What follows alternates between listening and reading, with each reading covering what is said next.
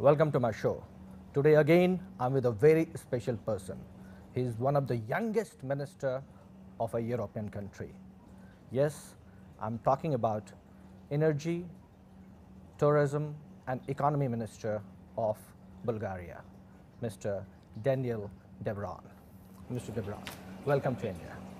Thank you. You got your degree from USA Yes. in economy, and then you also studied in UK. Yes, London School of Economics. Before that, I got a bachelor's degree at Wesleyan University in the States. Right. And my master's degree from University of National World Economy in Bulgaria. Great. And then you worked for KPMG. Yes, I worked for KPMG in Toronto, in Canada. What attracted you to go back to Bulgaria? Oh, I decided to go back to Bulgaria in 2002 because I thought that if I stay in the States or in Canada for 5-10 years, then it is very difficult to come back because in 5-10 years you're married, you have 1 or 2 kids, you have a nice job, you have you have taken a mortgage and bought a house, so it is very difficult to go back. So I decided to go back to Bulgaria and try to live in Bulgaria and change things. And it happened. I went back in 2002 and I'm still in Bulgaria. And now I'm even a minister. And you're liking your job? I like my job. When I came to Bulgaria, first I started working for the administration, regional administration of South Central Bulgaria. And then I had my own consulting company. I was also executive director of one company that was dealing with real estate and publicly traded on the stock exchange. Right, right. And then I became a member of a newly formed party. It's called GERB in Bulgaria, the largest party at the moment in Bulgaria. And first I was a municipal council member, and then I became member of parliament last year in March. Last year in May I became a deputy minister, and this year in March I was elected as minister. Right. Before going further, it's time to watch a special film on Bulgaria.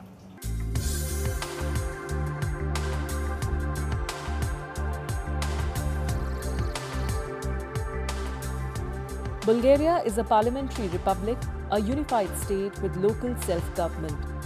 The democratic changes in Bulgaria started at the end of 1989, when multi-party elections were held and a new constitution was adopted, and its foreign policy was redirected towards rapprochement with European institutions. Since 1991, Bulgaria has been a member of the Council of Europe, and in 2004, Bulgaria became a member of NATO. On 1st January 2007, after fulfilling all membership criteria, Bulgaria became member of the European Union. Bulgaria's location on the transition line between 2 climate zones influences the climate, soils, vegetation and animal species. All of them are characterized by great diversity. The natural landscape of Bulgaria is diverse, consisting of lowlands, plains, foothills and plateaus, river valleys, basins and mountains of varying elevations.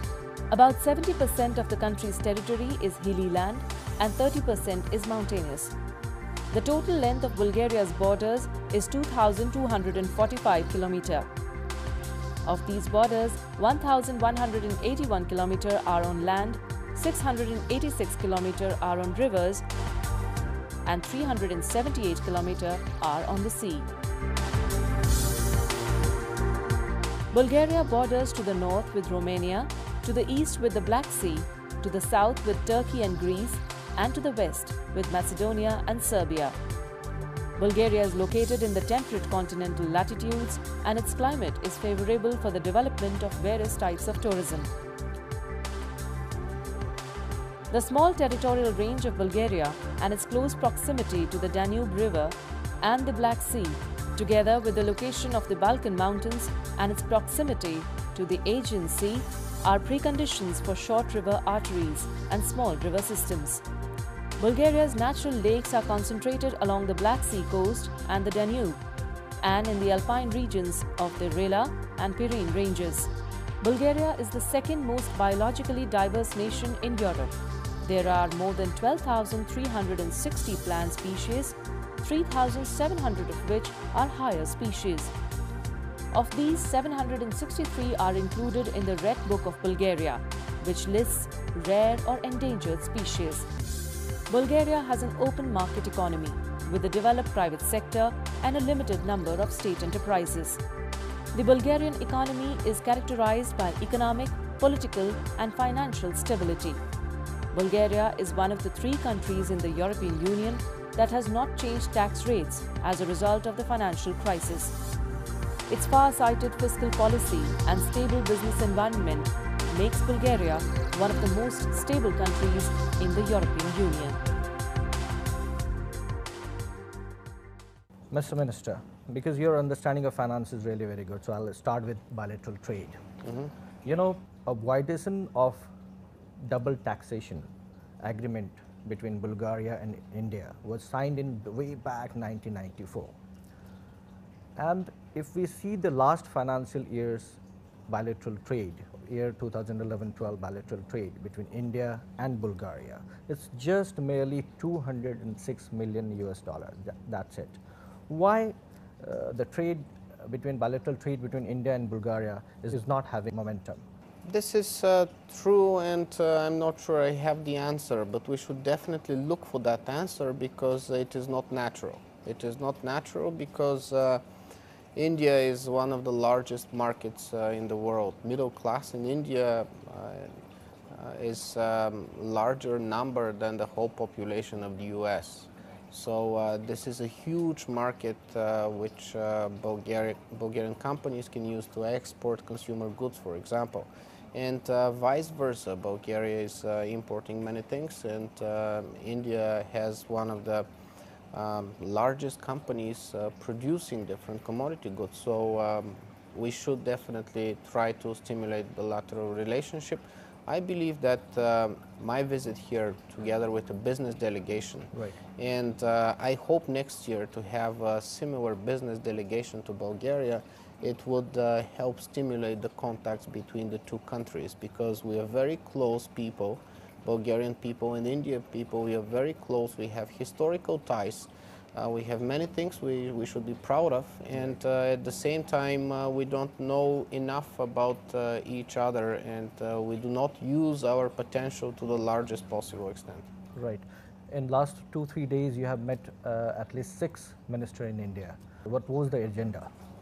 Yes, I had a very dynamic visit indeed. For 2 days I met 6 of my colleagues here in India. I am very happy with these meetings. They were very beneficial, very straight to the point. They weren't just a courtesy conversation, but we exchanged ideas, we exchanged know-how, we exchanged solution on how we solve the problems and the solutions that you have here in India. So I am very happy, and I'm grateful that your ministers spent time for this 17th session between the 2 governments and allowed us to share ideas.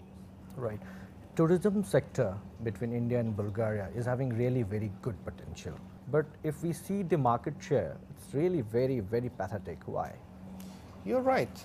Incoming tourists to India are more than 17 million per year.